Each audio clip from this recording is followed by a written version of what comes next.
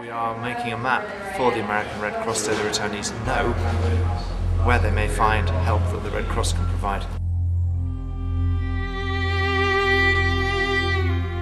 Ice. Yeah. Well, I'm just gonna supply the support. Okay. See obstructions up here. It looks like I'm gonna have to go through a yard here.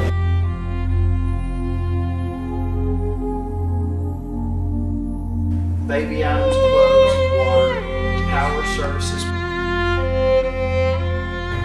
We asked him if he wanted help. He said he didn't want it. What do you think the future holds? Not much here.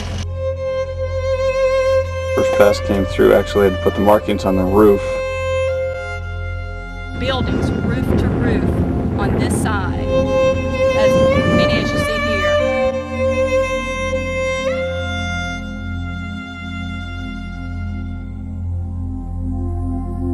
We could tell how hard the wind was blowing by looking at the tree, and then all of a sudden we seen it break around the ground. They're animal control. They're out rescuing pets.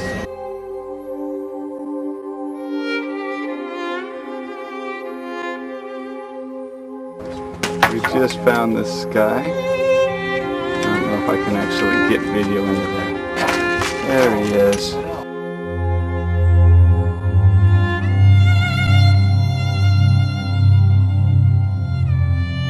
We have nothing but a slab. No sign of anything. No sign of anything.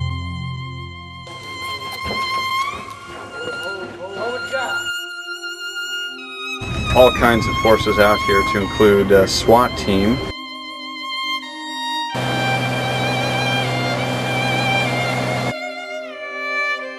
Which is actually fairly hilarious. These guys are just absolutely armed to the teeth.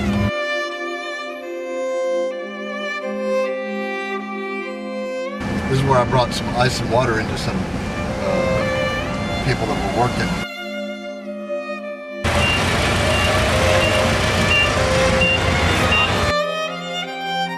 A lot of this is storm damage. Obviously, the water line.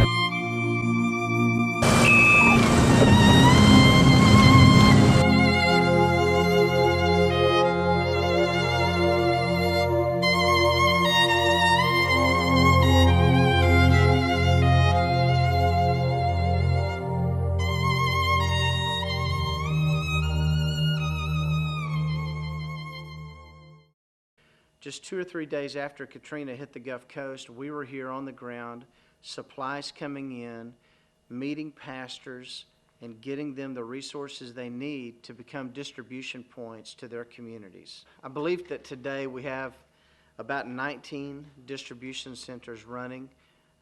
Today we're working on opening new distribution centers right around New Orleans and even inside New Orleans. So what we do is we come into areas like this and take churches that are there and are ready to minister but don't have the resources they need, and we give them those resources.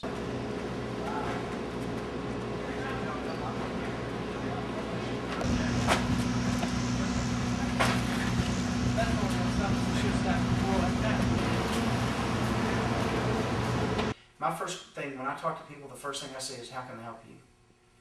I'm not thinking about how they can help me. We've got resources. We've been blessed, and we've got volunteers that are coming soon. And so we can't give them this huge list of things. We've got to give them very nutshell versions of what to do. There's 3 things that we want people to do. First of all, we want to authenticate what is the real need. Secondly, we want to communicate who is the person I should be telling about this need. All right? And so for your distribution teams, for instance, they should be telling you. And then you will be telling Kirk. Covington Base is going to be our big distribution center. Right now it's a place where all the workers are meeting, sleeping, eating, doing our basic life support stuff. And then from there we're getting our orders every day to go out on mission. 944, 88, 96. They're 2 different services, so sometimes one works and the other one doesn't. Lance or Deanna. Doesn't matter either way.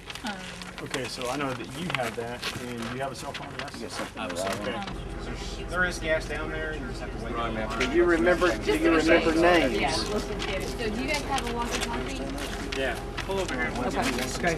Good. Thanks, appreciate it.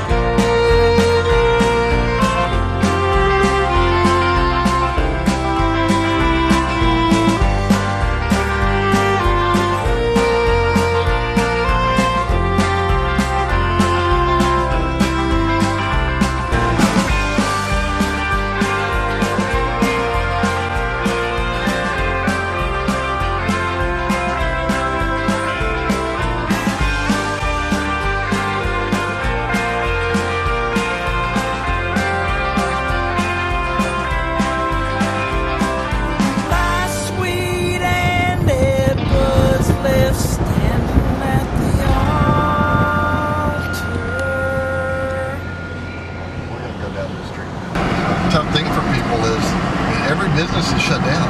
There are no jobs. So. Well, yeah, and there's no hope either for the long term. Yeah. So I mean, even if they can get their house back. This was the Baytown Inn.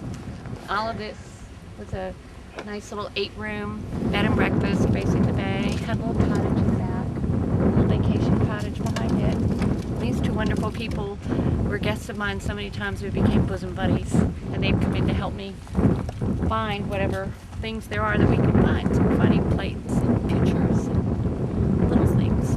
We found a door yesterday. And yeah, just treasures, things they remember seeing every time they stayed there. How long have you been here? I moved to the Bay 2.5 years ago. And where were you when the actual storm I was happened? in the end. There were 7 of us, and then 4 of them were able to float away, and they floated down the beach, or down away from the beach a little bit farther. And then 3 of us hung to that tree for about 3 hours, and then finally dropped down Into the water? into the water. And then we went over here because we could see that their second floor was open, was okay. The first floor was demolished, so we stayed up there for a couple of hours, and then we ended up staying. We found a friend's house a few blocks away, stayed there for 2 nights. And that was so how deep was the water here? Well, the flood wall, I mean the seawall was 24 feet, and then my house stood at about 32 feet. And when we were on that lowest branch over there, limb, our feet were in the water. So you can feel it was pretty high. And it came over us at some point. And you were there for the hour, so you swam over there? Well, the house may have, we think that that room we were in, the second floor room, probably separated. Everything else washed out below us.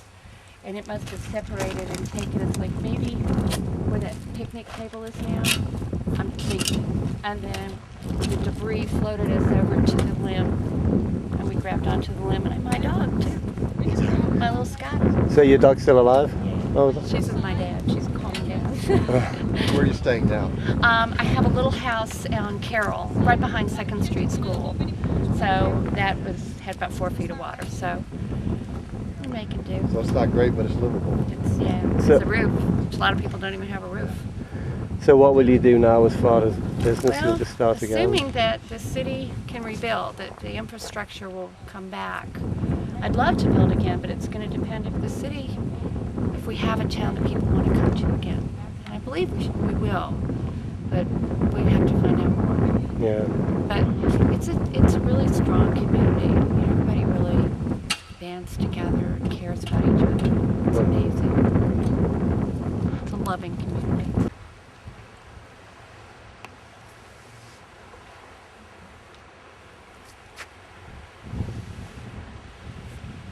Now, what was it like before this, you know, on this street? Oh, it was a small street, and it was level with these buildings right here, and it comes straight across. So the street is where we are now? Oh, the street was small. It was closer, like you had enough. You had the buildings, a sidewalk, and then a two-lane street. And then right next to that, there was buildings, roof to roof, on this side, as many as you see here, and then it sloped off, and there was a small... So there was a building right there? Oh yeah, where we're standing there was buildings, really? Roof to roof, lots just right next to each other. So they've disappeared? They've disappeared, they're not here anymore. Wow. And the road's gone. There was just a sidewalk and a road, and then buildings just like you see here on this side, and then it sloped off, and sand and beach, and it's like a major erosion. It's just everything's gone. See, this was the sidewalk, there was the road, but it just took every. Yeah, I mean, yeah. It took the base out from under it, and we have nothing but a slab. And no sign of anything. No sign of anything that belonged to us. A few trinkets that we were able to pick up while we dug around, but. So you got no home left to go back to? No home. Oh, no home. I mean, a clean slab. I walked this street right here. From my house white picket fences to down there by the bridge every day really? and back. It's 3 miles, and I'd go down there a mile and a half and come back a mile and a half. And the bridge, I mean the road, like you said, was right there about where that yellow pipe is. And it just rode along there. They made this bridge. They made this. And this was buildings. Well, the buildings really were right here over. And just like maybe 4 or 5 buildings, this was a Dock of the Bay restaurant. So this was a restaurant right here? This was a restaurant here. That's incredible. Under new management. They just sold it about 3 months ago. Of course, that was the railroad bridge. So we'll rebuild and come back, and hopefully the rest of the town will too.